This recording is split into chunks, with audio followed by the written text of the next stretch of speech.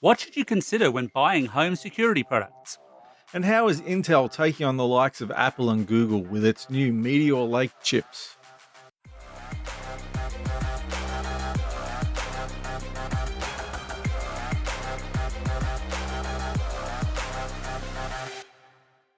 Vertical Hold is proudly brought to you by Uniden Australia. Hey there. Welcome back to Vertical Hold Behind the Tech News, the award-winning tech podcast where we catch up with Australia's leading technology journalists to dive into the big tech stories of the week. I'm Adam Turner and I'm joined as usual by Mr. Alex Kidman.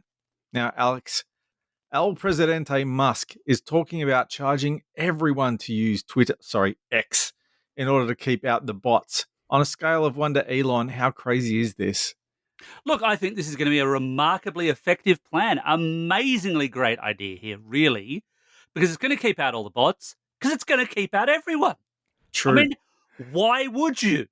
The platform itself has just become increasingly toxic. He's in a bind because all the advertisers have fled. So many people effectively kind of don't want to be there because it's not terribly pleasant. But even the ones that do, only a tiny fraction of them have ever shown any interest in saying, hey, we'd pay for this via paying for a blue check mark. He's presumably, I mean, this is Elon, never know, but he's presumably going to charge less than that. But people just don't want to pay for these services. And there's now a raft of other services out there doing the same thing for nothing. People like free. Speaking of crazy ideas, we're also joined once again by GadgetGuy editor Chris Button. Chris, would you pay to use the artist formerly known as Twitter? No way. I wouldn't pay for Twitter Blue or X Blue, whatever it's known as, and I certainly wouldn't pay to use the service as it currently stands. Not No. a chance. I think a dumpster fire like that really needs free entry. Yeah, agreed. So Chris is here to talk to us about Intel's big plans for new chips and AI. But before that, earlier we caught up with our podcast sponsor Uniden Australia to talk about the latest in home security. There's a lot of talk these days about how technology can make our homes smarter, but it's also making our homes safer. This week, we're chatting with Brad Hales, National Marketing Communications Manager with our sponsor, Uniden Australia. Brad, welcome to the show. Thanks for having me, Adam. So, how have you noticed the home security space changing in the last few years? Oh, there's been a big change in the last few years. I guess when you look at probably the last 10 years or so, you'd have a lot of people that were, when they had security, they would have the typical wide security setups where they were very hard to install. And over the years, that's become easier and easier. And, what we've noticed is, customers are sort of wanting that plug and play solution. And they're wanting, I guess, a worry-free solution straight out of the box. And, customers are wanting that sort of appetite for more specs as time goes, wanting higher resolutions and more, I guess, integration into their smartphone or smart home platforms. But that's how we've seen, I guess, the security space sort of changing over the last few years. It strikes me that it's also become a space where it's become more affordable. I mean, depending on your solution, it's not necessarily free or anything, but it's definitely become more affordable than, as you say, 10 plus years ago, where you'd have to get a dedicated installer in, lots of wiring, lots of mess and fuss, not great for renters either. Yeah, that's correct, actually. Everything is becoming, I guess, plug and play. That's what, out of the box, that's what people are actually wanting. They're wanting something that, as you picked up, Alex, people that rent, they want a solution that they don't have to, drill into the walls, but they also want to protect their home as well and make sure that their property is guarded and they can look back at events if need to be as well. So that traditional solution, as you said, it would have been expensive. You would have need to get an installer and put some cameras around the house. How is the technology changing? Like, what kind of new products can be part of a smart home security now? Yeah, very true. Yeah. So in the past, you'd need to get an installer. You'd have to get cables in the wall. You'd be buying a camera system for $1,000 and then you'd be spending $1,000 pretty much, getting someone to install it for you. So you'd be up for double the cost. So I guess the solutions that you've got available now are you've got wire-free solutions that all run off Wi-Fi. So as long as you've got a reliable, good router that gives you good broadband, you can, I guess, connect any of your devices, your wire-free cameras as well. But in saying that, there's not just Wi-Fi cameras as well. There's for those that don't have Wi-Fi, not that there's many. We offer solutions of 4G cameras as well. So you just put a SIM card in there, and that can connect to your existing system as well. I would imagine that that's useful. I know that like builders use things like that on to protect building sites because they don't have the power there, they don't have the Wi-Fi there. But if they've got a camera that's got 4G and maybe a solar panel, it lets you have coverage where you just couldn't have in the past.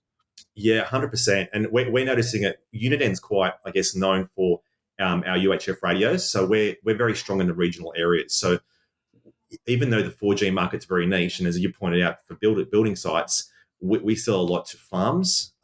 We sell to caravans as well. So people, essentially off the grid, but they still want to keep their property guarded, like their caravan and all that. And with the farms, they want to know what's going on, where they just can't get Wi-Fi, where you've got farms that are massive, and we sell a large amount of cameras to that type of the market. That 4G and I guess that broader, faster broadband story, though, I think is quite critical to this space because this is one of those product categories where you need a reasonable level broadband connection. But I feel like that's something that's opened up to a lot more people, especially over the last 10 years. Yeah, for sure. I think so. I think, when you were talking, when the networks were on 2G, 3G, that wasn't possible. But now with 4G, 5G, being able to stream your cameras, to 2K resolution or full HD, it makes it a lot more accessible to a lot more people. And there was a time when a camera solution was all about trying to catch uninvited guests in your house. Someone who, broken down the front door or busted in the window. But people have a lot more varied use cases now for why they want cameras in a home security system, don't they? Yeah, they do. And I guess that leads on to the point where, people obviously they want the cameras, for peace of mind. But they don't want to be bombarded with, notifications all the time as soon as something, goes in front of the camera, like a branch or whatever it is like that. So with the cameras these days, and including Uniden's cameras, a lot of them are built in with the AI notifications. So they've got the high resolution, so they can detect what the difference is between a car, a parcel, a pet, a person. So you're only really being notified when you need to be. So if you're waiting on a parcel from Amazon, for example, you'll be notified straight away that there's a parcel being delivered.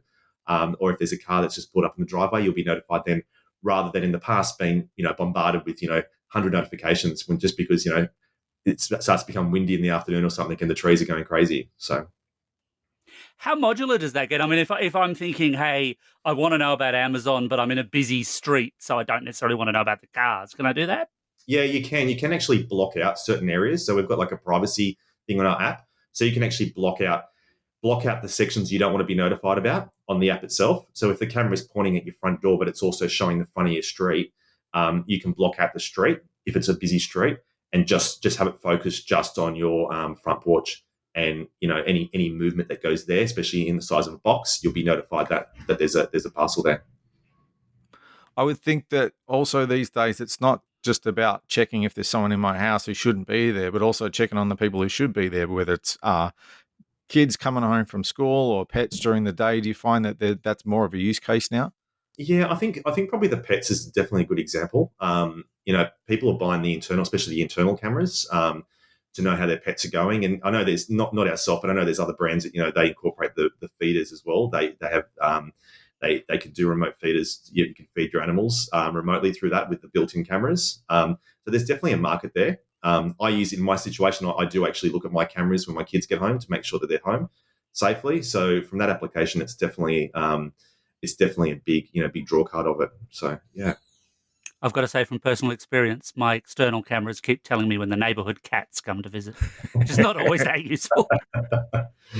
Or the local possum, I guess, as well, right? Yeah. So, They can get pretty sensitive. I've noticed that my front doorbell recently started going off when it had noticed something moved. And what happened is at this time of year, the tree across the road cast the shadow on my doorstep and the sun's starting to come out. And then the wind would come up and the shadow would move and the doorbell would go off. So I had to turn down the sensitivity just for this time of year. Oh, okay. Yeah, that I could imagine that would actually happen. With our cameras, we have a technology called thermosense. So it actually determines when there's body heat. So it only will notify you when there's actually body heat going in front of the camera. So in that way, you wouldn't get. That's clever. Yeah, it's a very handy feature. So, because a lot of the feedback we received a few years ago when the cameras were quite in their infancy was that there'd be these false notifications, and I think even though the whole buzzword AIs gets used quite a lot these days, when it comes to security cameras, it's quite an important feature. As I said, being alerted to only when you really need to be alerted, that is the key, because there's just too many apps out there, too many. You're getting pings every time about your social media, and you only really want to be told when you have to be. And that's the important thing with these security cameras. You want it to work with you, but you don't want it to take over your life at the same time. The other part of the security story, I guess, as well, is the kind of slightly dull insurance side of things, of knowing that you've got a bit of a record to say, yes, this is when this happened. Because obviously, if you're, out of the country or whatever, your camera is not necessarily going to stop a bad person getting in.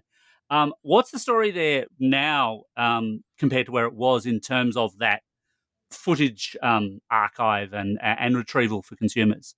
So with for example, our wire-free solutions, they're called the Solo series. So we offer onboard storage. So it's an SD card.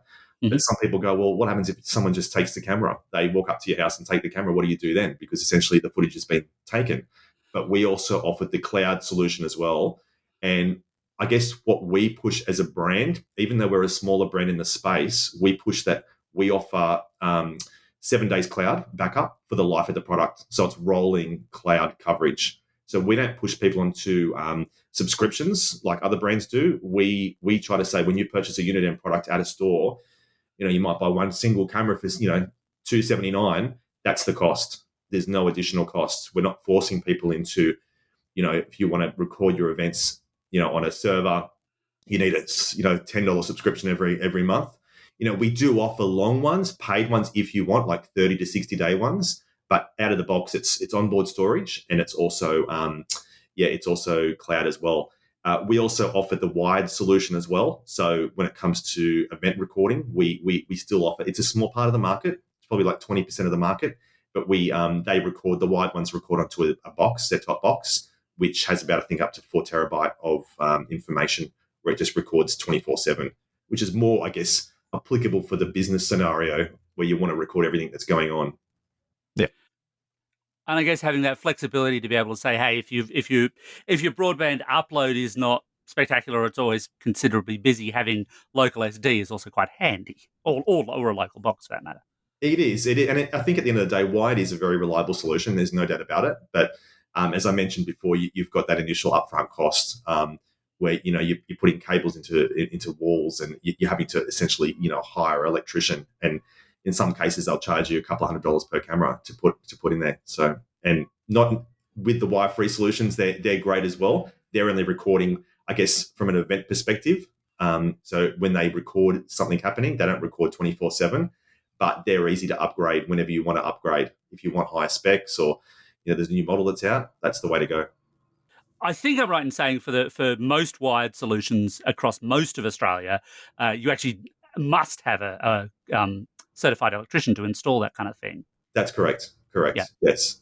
A lot of the cases we notice is when it comes to wired, when someone's building a house,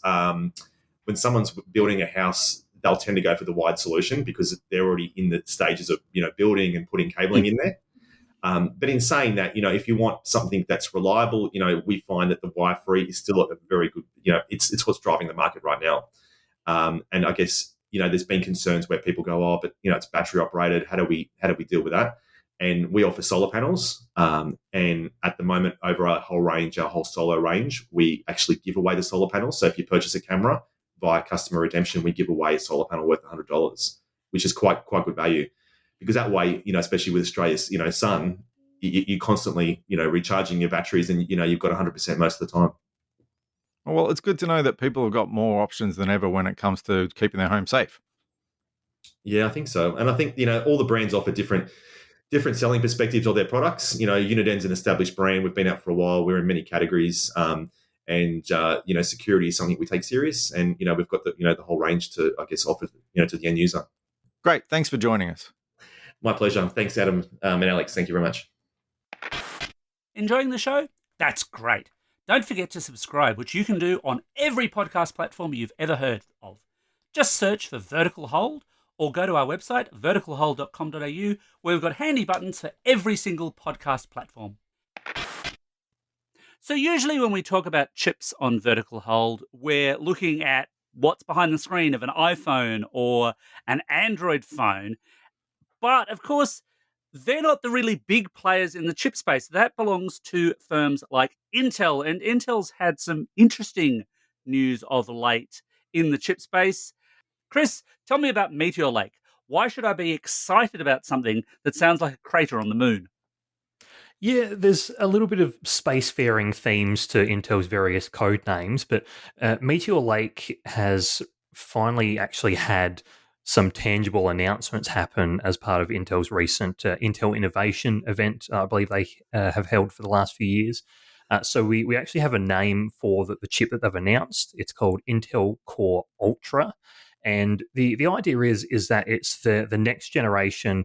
I think what would have been referred to as the 14th generation I series before they changed all the branding and naming around that. It's essentially the next generation of laptop processors. But the really big thing is that, like everyone else in the tech space, there's a really big focus on AI. Drink. And for the first time in a uh, sort of consumer chip from Intel, there's a dedicated neural processing unit, which essentially handles most of the AI workload and machine learning based tasks, which isn't isn't something that's necessarily new. And Alex, it's very apt that you mention most of the chips that get discussed on Vertical Hold are of the Snapdragon or the A whatever Bionic variety, because a lot of those chips for a while now have had dedicated NPUs, dedicated AI processing components to them. Certainly not new in the smartphone space for sure. No, not at all. But it is quite new to the laptop space, particularly from a Windows perspective. So Intel is the latest in a long line of companies that's pushing really hard into AI. And AI is nothing new for Intel either, because they've been working on big things for data centers and big data sets for researchers, business, enterprise for years. But this is something that's going to be quite new and interesting to see how it sort of enters the consumer market once things start arriving end of this year and into next year. How do they anticipate that we might put AI to work on the desktop? Yeah, so that's one of the interesting things, is that Intel have been a little bit scant as far as details, and they remain a little bit sort of playing their cards close to their chest.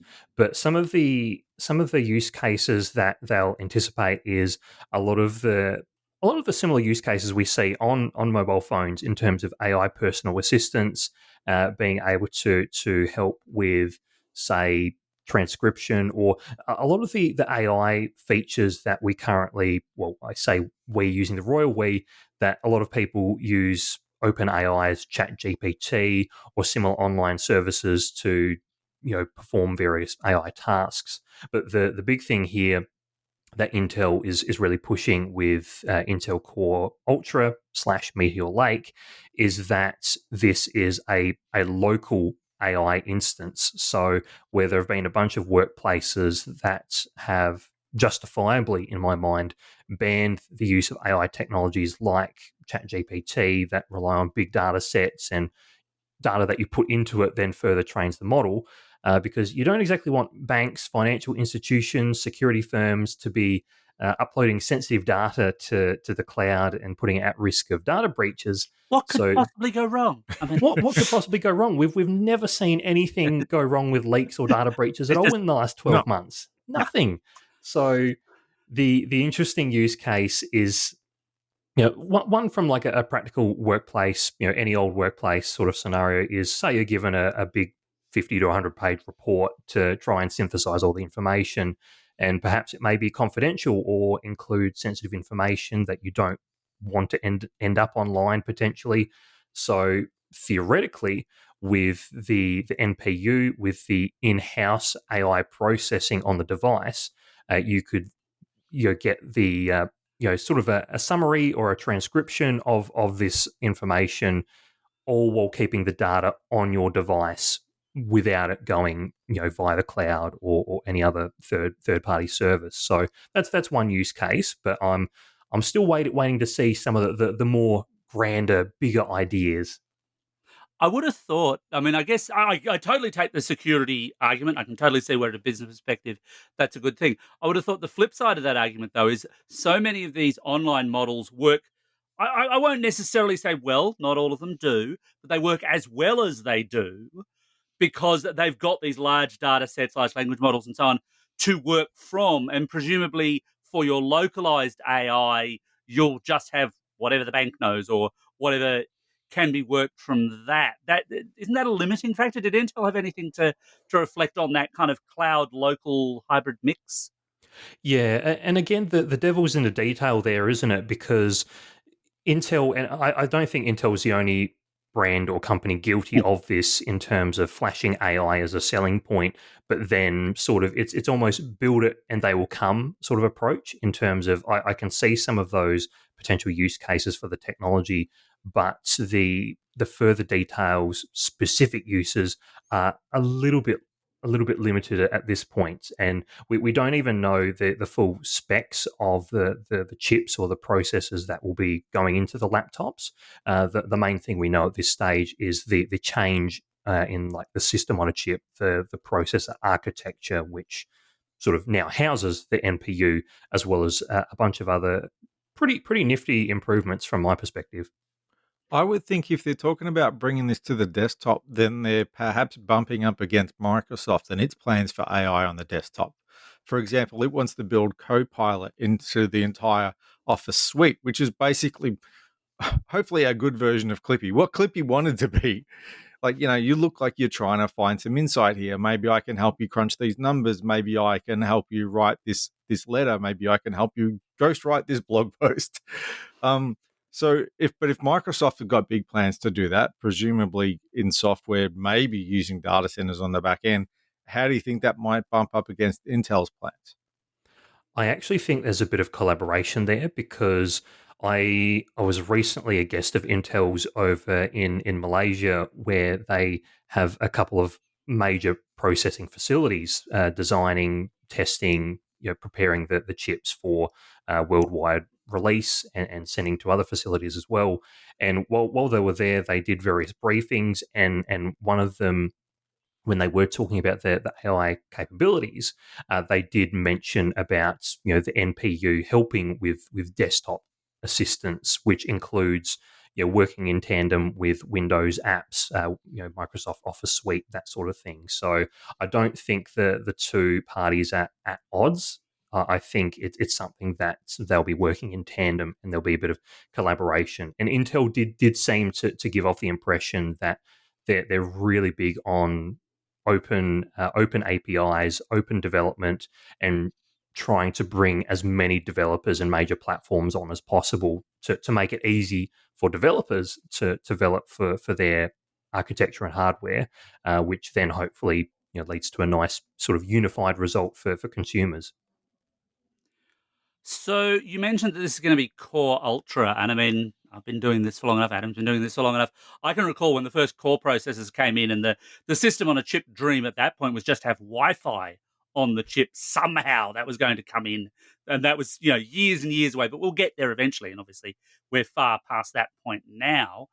Does this actually mean the end of that kind of whole Core i3, Core i5, Core i7, Core i9 thing? Is it just all going to be Core Ultra, or is it going to be Core Ultra i3? Are we getting longer product names? My understanding, and I think a few months ago, Intel mentioned that they were dropping the iCore or i3, i5, i7, etc., that they were dropping that branding, and I believe the Ultra, the Intel Core Ultra, as much of a mouthful as that is to say, it's I think that is you know difficult to say without them releasing full specs or SKUs or particular products. But my estimation is that Intel Core Ultra will be like the upper end of the consumer level chips, and that they'll have sort of tiers below that. So Intel yeah, Core Sub Ultra. Yep. yeah. Someone's getting I paid the reckon big I bucks reckon to they'll think up these workshop that. names. Yeah. maybe Someone there makes might a be some lot of better. money to think of these stupid names. Yeah, goodness. As with anything, I imagine there was a whole committee or a whole consultancy involved to sort this out. So, yeah, interesting times. So, what else is there about the architecture of the chips? I saw it talked about a low power island and this idea of changing the way it uses power. What's that all about? Yeah, so I will preface this by saying I am by no means an engineer, so the absolute technical details are a little bit beyond me. But my understanding is that with the Meteor Lake architecture, Intel Core Ultra, is that there's more efficiency cores. Or the way that they've incorporated various tiles on the silicon is designed to provide more performance or like the same level of performance at say half the power consumption, and that extends to a fair bit of what's on the chip in terms of its general processing power, it's the way it handles graphics and that sort of thing. So I when I was first getting my head around some of the changes that they've made to the architecture, and I've since seen multiple other outlets report this as well. There's drawing a lot of comparisons to the M series of Apple's silicon, the M1, M2 series of chips, respectively, in terms of there's this big push to push out more performance at greater efficiency and lower power consumption. So theoretically, hopefully, this would mean that the next generation of laptops that use these Intel processors will not only be more powerful but be far nicer to the battery as well. So theoretically, the battery should last longer.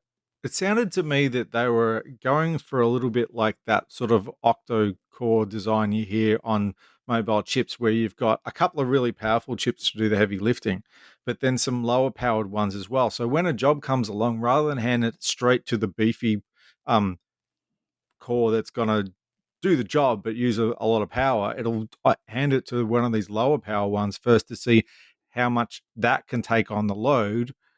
It's like not moving out of first gear when you don't have to, if you know what I mean. Is that part of it?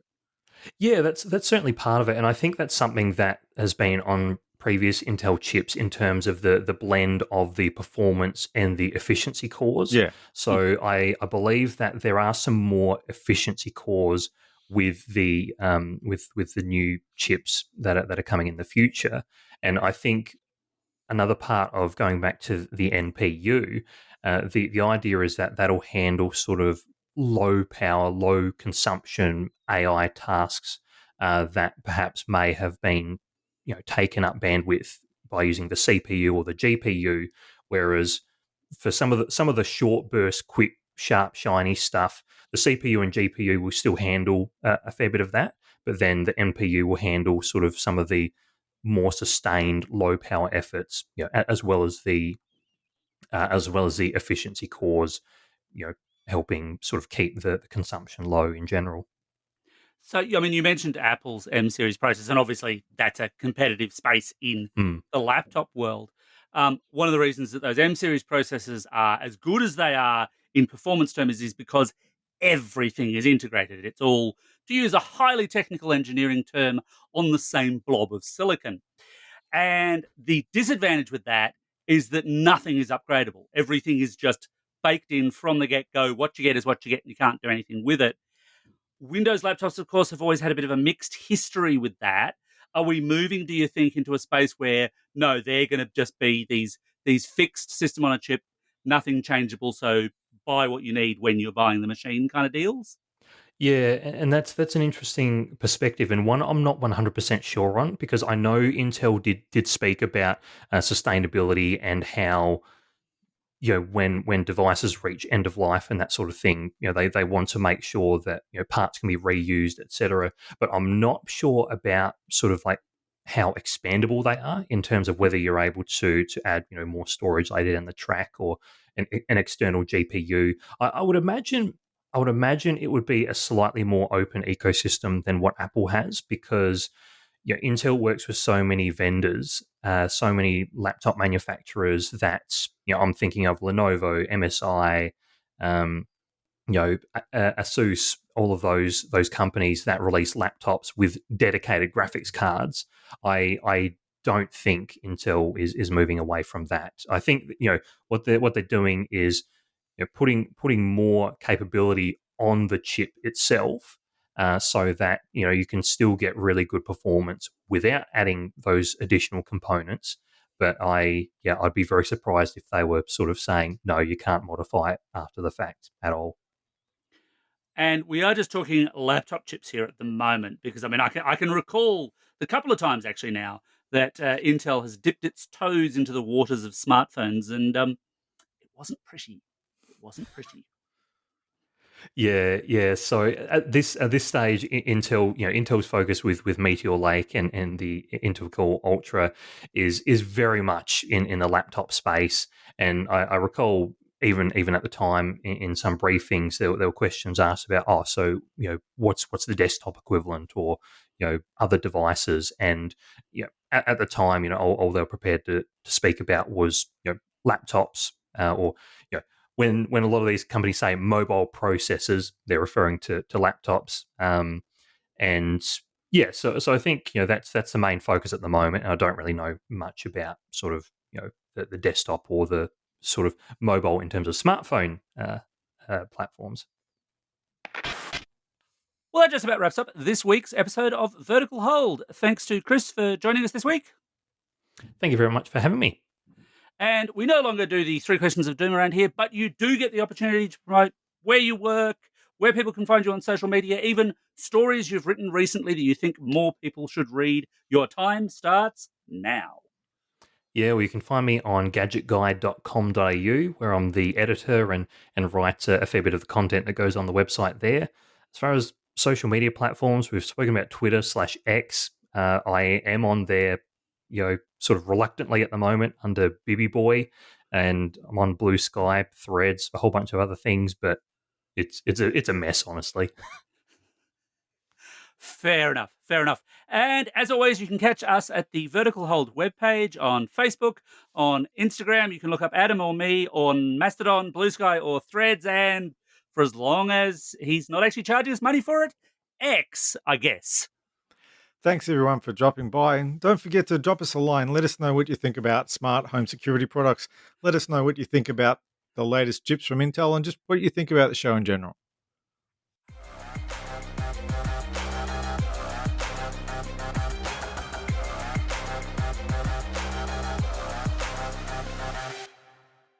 Vertical Hold is proudly brought to you by Uniden Australia.